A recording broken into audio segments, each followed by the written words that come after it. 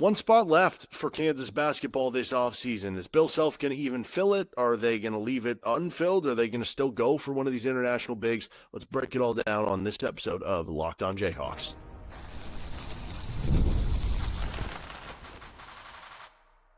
You are Locked On Jayhawks, your daily podcast on the Kansas Jayhawks. Part of the Locked On Podcast Network, your team every day.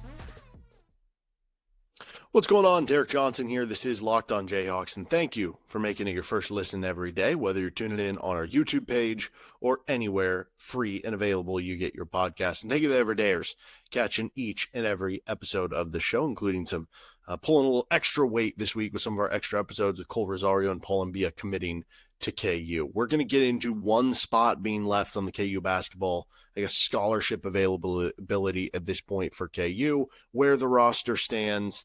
And are they going to go somewhere from here? Are they going to have an opportunity to fill it with one more player? And if they do, who would be the best candidate to do just that? Plus, we'll have a fun announcement at the end of the show, plus some of the latest news with KU basketball and other sports. Today's episode of the show is brought to you by GameTime. They just announced Shohei Ohtani is going to be pitching on Saturday against the Kansas City Royals. You can get tickets at GameTime, and if you download the GameTime app today, create an account and use code LOCKEDONCollege, you get $20 off your first purchase with GameTime. Okay, so one scholarship open for KU. Right now, the current roster stands as this. The guards on the roster for KU: Darren Peterson, Melvin Council, the transfer in from St. Bonaventure, Jaden Dawson, the transfer from Loyola Chicago, Marco Jackson, the returner coming off of the season-ending injury, Jamari McDowell coming off a redshirt year, Noah Shelby coming off a redshirt year, the former transfer who was a walk-on last year and earning his way to a scholarship this year, at least I think. I don't know. I guess technically they could use him as a walk-on player now that walk-ons have been grandfathered in if they wanted to add two more players, but I don't know. We'll see if they even add one more player, so that wouldn't be necessary. And then you have the new addition with Cole Rosario, kind of a 2-3 guard wing, whatever you want to call him, from the high school ranks OTE. Corbin Allen from nearby Oak Park as a true freshman coming in as kind of a guard wing type as well. So lots of guards there. Then as far as like true wings, I would say Trey White and Samis Calderon would mostly qualify for that. Obviously Dawson and Rosario play a bit on the wing, you would think, for Kansas, but White will be a senior transfer in from Illinois. Samis Calderon will be a freshman. And then you have the center group, which features Floyd Badunga coming back into his sophomore year. Paul Mbia into his freshman season is what he was declared as, and Bryson Tiller will be a redshirt freshman after joining early and taking a redshirt year. So 13 scholarship players on the roster for KU. Normally you get 15, but you're -1 because of the final lost scholarship of the sanctions from the NCAA Silvio De Sousa case. So that puts you at 14, so you could potentially have one more player. Now, in the past, like in previous years before the rev share stuff happened, the scholarship numbers for basketball were just 13. So theoretically, Kansas is playing on that playing field, right? So they could view it as like, we have as many guys as we would in a previous season. Let's just roll with this, right? Because things, if you're talking about making another edition, I think the biggest hurdle potentially to doing that would probably be a money thing. If you're Kansas, would be, whether it's figuring out the NIL situation or more aptly figuring out the rev share situation. And for international players, again, I don't know with the new rules with rev share if international players still can't really make NIL. There's workarounds, right? They just pay them when they're home and they do like events and stuff. But like it makes it a little bit harder. You have to jump through more hoops.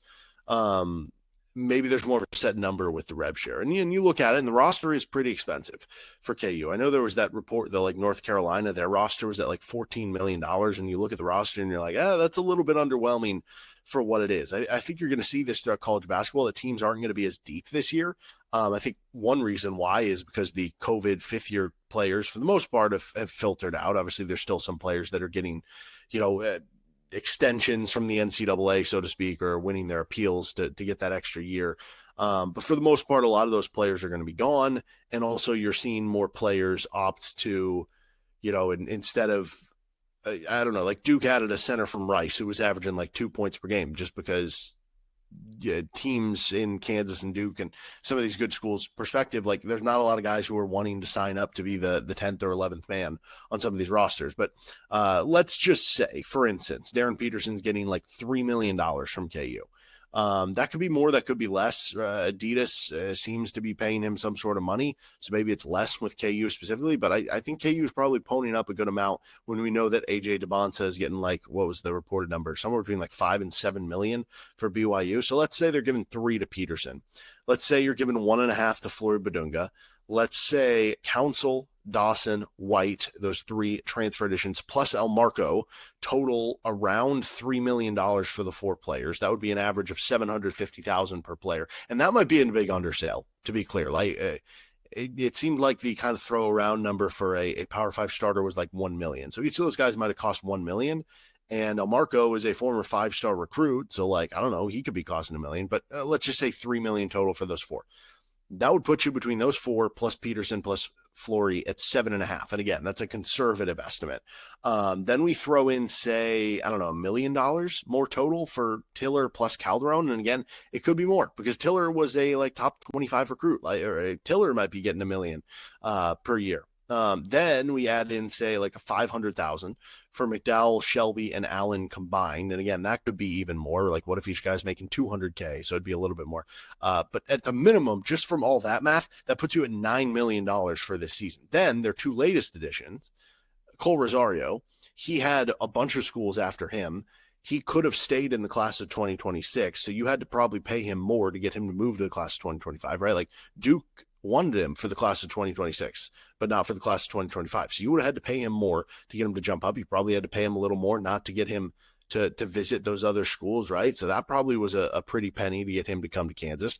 Probably was pretty costly to get Mbia to come to Kansas, especially considering he was at another school before with NC State that he had to decommit from. So let's just say the 2 of them, Mbia and Rosario, total $1.5 million. And again, you could convince me it's $2 million, but at 1.5, that pushes Kansas to spending close to $11 million on this roster. And that is the conservative approach. If you take the aggressive approach where you are like, okay, no, I think that guy's actually making more than that, and I think that guy's making more than that, it's very easily that you could get this roster to being somewhere between 12, 13, 14, $15 million on this roster. So the reason I bring this up is I'm not sure how much money is left in the budget at this point for another player, unless it would be kind of a Corbin Allen type player that is maybe more of a long-term depth developmental type piece. Or maybe, Diggy Coy kind of fell into Kansas laps last offseason, like in August. Maybe if something like that happens, they're just going to leave it open and see what comes of it. And if a player, can't find another school or doesn't like the offers they're getting, then maybe Kansas gets a cheap deal in late August. But I think the idea of bringing on that other game changer, maybe bringing on that other good international center or other good international recruit, I don't know that at this point, maybe that's just something that they don't have the money for. And maybe that was a calculus by Bill Self to say, whatever amount of money they had left before they added Cole Rosario and Paul Mbia, maybe at that point in time, they were sitting there going, listen, we could try to play the bidding war game, the try to get them at a little bit lower costs with both of these guys, but then it might stretch out and we might lose one of them. And we could try to take that risk so that we can add 3 players, or we can just, overbid, so to speak, or we can make sure we have the best offer for both of these kids, and then we won't be able to afford a 3rd player, but we'll get these 2 guys we really want. And I wonder if that was part of the calculus, and that is something that maybe happened for Kansas. I have no idea. I guess we'll find out if they add another big piece. Then it'll be like, oh, no, yeah, clearly they had a little bit more money there. But I think there's also a chance that, like, maybe it just allows you to carry over a little bit of money into next year's budget. Like, if so, that's a nice cherry on top. Second of all, if indeed they are done, or the last piece would more so be just, again, that kind of small addition, more so like a Corbin Allen, then it would be like one of the good international bigs. I think that would probably also imply, which I do find interesting, that would probably imply that they chose Paul Mbia over the other European bigs, which I find interesting because I think Paul Mbia is, I think you get him an argument with Konan. I think Konan is a more ready player overall, but he's a 4-5 type big who's more mobile. And Bia is more of the style that I think Flory Badunga is going to have. So maybe Bill Self wants to keep playing that way with the bench big. And I think maybe has higher ceiling. But like, if you're talking about the comparison of Ege Demir versus Paul Mbia, I think Demir is definitely the better player now. But where you get into it is you could also say, okay, maybe it was much easier to get Mbia eligible than Demir, right? Like we already saw Demir tried to get eligible with UCLA a couple of years ago and it didn't work out, right? And things changed from then to where they are now. But Mbia was already signed with NC State. So you get to a point where you're like, well, I think Demir's a little bit better than Mbia, but maybe Mbia has a little bit higher potential, higher ceiling because of the giant wingspan, and we know we can get him eligible, and so maybe you prioritize him over those guys. But I do find that at least a little bit interesting now. But, now the debate becomes over whether they will use that final scholarship or not. I think if I was guessing what's going to happen, this was something I was just kind of fully guessing. I had no intel, just guessing a couple weeks ago that it wouldn't shock me if they did only add, 2 more players for that. Some of the reasons we've kind of talked about here. So I don't know that I'm expecting them to add another player. In fact, I might be ready to kind of go forward with that. This is going to be the roster. At the same point in time, things can change, especially with NIL, even though the clearinghouse situation throws a wrench into that. And it is at least a possibility. So I do want to at least discuss, if they do go down that route, if they do use the final spot, let's discuss what they could even do, even if, again, right now, it might not be what they wind up doing in the end. This episode of the show is brought to you by GameTime. Have you ever decided at the last minute to head to a ball game with friends or family? Maybe it's game day, and you suddenly realize you want to be in the stands. That's exactly where GameTime comes in. It's the easiest way to grab last-minute tickets without the stress. With the money you save on tickets, you can splurge on food, drinks, merch, or even invite a bigger group to come with you. GameTime makes it all possible. GameTime makes buying tickets fast and simple. Prices on the app drop the closer you get to first pitch, and they've got incredible last-minute deals, clear seat views, and the lowest price guarantee. It takes the worry out of buying tickets. I mentioned earlier, you can get tickets for the Dodgers-Royals game on Saturday. Bring out the blue t-shirt day. Shohei Ohtani is going to be pitching. I don't know how long, but it's going to be cool that you can see him do both. You can get tickets for as low as $28 over on GameTime. Or how about Tuesday, July 8th, Royals taking on the Pirates. It's Cole Reagan's bobblehead day. That is dollar hot dog day, and it's tickets as low as $14 over on GameTime. So download the GameTime app, create an account, and use code LOCKEDONCollege for $20 off your first purchase. Terms apply. Again, create an account and redeem code LOCKEDONCollege, LOCKEDONCOLLEGE for $20 off. Download GameTime today. Last minute tickets, lowest price guaranteed. Thanks for joining us on this episode of Locked On Jayhawks. Don't forget to make Locked On College Football or Locked On College Basketball your second listen every day. Okay, it might not be the betting favorite of things to happen at this point for KU, but let's say they do use that final scholarship on somebody. And just to make this more interesting, let's say it's not somebody who is more of a long-term kind of developmental piece. Let's say they do want it for one more player that can at least compete to be a rotation player. I think obviously you go over to overseas.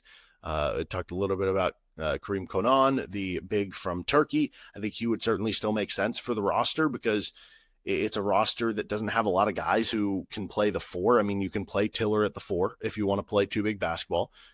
Trey White probably going to get a heavy dose of minutes at the 4. Smeeze Calderon can play the 4. But outside of that, and it's is Calderon going to even be in the rotation? Is Tiller going to even be a consistent rotation guy, right? So you start to end up with a situation where it's okay, having another guy who could potentially play the 4, play the 5 for you, give you even more depth, and give you another big man where you could play some minutes here and there of 2-big basketball to vary your lineups and be different depending on the matchup you're going up against. That wouldn't be the worst thing in the world. Ege Demir would be the one that, I'd be all about if you could make it happen, because I still think he is a possible game changer. It's funny. You look at the recruiting ranking that came out from 24/7 Sports with Mbia, ranked outside the top 200. Now, I don't know how much I look into that to be oh, okay, well, because most kids, if you brought in a freshman who's ranked outside the top 200, you would not expect that player at Kansas to be in the rotation, to really be on the floor very much in year one. You'd probably expect them to be a redshirt candidate. I don't know if that's kind of backdated to the idea of when he was 18 and now he's 2 years older and he's developed more, or that it's just hard to, give grades to international guys and kind of have a good comp there. But that does tell you that maybe there is a little bit more rawness than, we brought him up as a raw prospect, but maybe it's even more than you might have thought. And so it's the idea that, okay, I think Mbia is going to be the backup center, but what if there are some issues in translating, that level of play he was at in France at the under-21 league to Bill Self, to where you go out and get another sure thing in Ege Demir, who's maybe a little more ready right now. And then it's like, oh, if Mbia beats out Demir, that's a great sign of what Mbia would end up being because of the length and the potential and the wingspan. And again, it deepens your bench a little bit more. It allows you, if you want, here and there, you can play a little bit more two big lineups if that's something that is of interest to Bill Self. And that would still be the kind of home run finishing edition for me, even if I don't know that I'm expecting it to happen. Now, there are other guys available. Cam McDowell visited KU. I don't think that's going to happen. It felt like definitely it was like, okay, Cam McDowell or Cole Rosario, and maybe McDowell was a backup plan to Rosario. I don't know. I guess there's still a chance McDowell has to go through the eligibility stuff, and it seems like there's actually some off-the-court stuff there for McDowell too, so I don't know how feasible that ever was. There's some guys who at one point, seems like ages ago, there was at least some sort of public KU contact with John Buggs, who, I have a unhealthy man crush on, and Jarvis Moss, but it feels like those have kind of subsided. If KU did add Demir or Buggs, I would be a very happy person over here. Again, though, I don't know how likely it is that any of that stuff happens. And the fact that, there aren't any like new names that we're hearing about probably tells you that they are closer to being done, but maybe that does mean they're just sitting there, like I said, to see if a Diggy Coit situation happens, or if, they can get, like maybe Paul Mbia does serve a little bit as insurance for, they still do want one of Konan or Demir, but for the right price and if they can get eligible. And adding Mbia when it's like, okay, we know we can get the sure thing right now, allows you to play a little bit of, now we can wait it out on that other guy. Now we can wait it out on this recruit, because if we don't end up getting them, we still have our bases covered. Whereas like if you were going all in on, say, when the Bryce Dessert stuff was happening, it's kind of like you're in a situation where it's like, okay, if this doesn't happen and you string along in the process and you wait 2 months and you invested your time and resources and theoretically some of your money because you had to hold it assuming it was going to go there and then you couldn't use it elsewhere, that would have put you in a very problematic situation. So KU in a much better situation now, regardless of what they ever do. But yeah, if you added Demir from here, I like where the roster is at this point after adding Mbia and Rosario. I would love it if they could add a Demir or a Buggs, I guess, even at this point in time. All right, let's finish up. We got a fun little announcement to get to, and then some of the latest news as well. This is Locked On Jayhawks. Thanks for joining us on the show, anywhere you get your podcast and or on our YouTube page where you can like and subscribe to the show. Please subscribe. We're trying to get up to 4K by the time we get to football season. It's going to be an uphill battle. We think we can do it because I believe in you. Okay, our fun announcement for the day is that we're going to be doing a trivia contest over at Johnny's Tavern in West Lawrence. We did it last year, and we're bringing it back. We're doing it again this year, so shout out to Kyle Martin and Andrew Filer for helping put this on. And really, I mean, they're doing even more stuff probably than I am with putting it on. So thank you to them. And July 27th, that is a Sunday. It's going to be at 6 p.m. at Johnny's West in Lawrence. So if you're interested in signing up for the event, you have to reach out because you do have to register your team in advance of the event. And it's teams of up to 6. The doors open like an hour earlier. Basically how it works is it's like a SmackDown trivia thing where it kind of has a fun twist on the normal trivia where, each group has their trivia questions, but also it's like once per half they can, if they don't know the answer, they can smack down another team and force them to answer it and get points. So it's a fun way of doing it. It's all KU basketball stuff, a lot of KU basketball categories. But yeah, July 27th, 6 p.m., Johnny's West in Lawrence. There is going to be prizes, gift cards, apparel, cash. But if you want to register your team, reach out, jayhawktrivia@gmail.com. That is jayhawktrivia@gmail.com if you're interested in getting registered or you want to learn more about it. So that'll be fun coming up at the end of July. Some of the other latest news across the country, or I guess across KU athletics. Let's start here. Ian Premer picked Notre Dame. Premer was the number one recruit in the class of Kansas for football in the class of 2026 in what is a good class of football players, and a good chunk of them, a lot of them have already committed to Kansas. It's been a really good ride for KU, and it felt like, they were getting all these guys. Was it going to help them in the recruitment of Premer? And it seemed like they did really well to stick with it to the end with Premer, but in the end, he picks Notre Dame out of state. And obviously, you would have loved for him to choose KU. He would have been the ultimate cherry on top of the Sunday here that the KU has built with an already impressive recruiting class under Lance Leipold, already with 2 tight ends in the class. So at the very least, you feel like you still do have some good tight end talent even without him. But there is a little bit of a win there. It's kind of a bittersweet. Like, the bitter is that you didn't get him. The sweet part of it is at least he didn't pick Kansas State.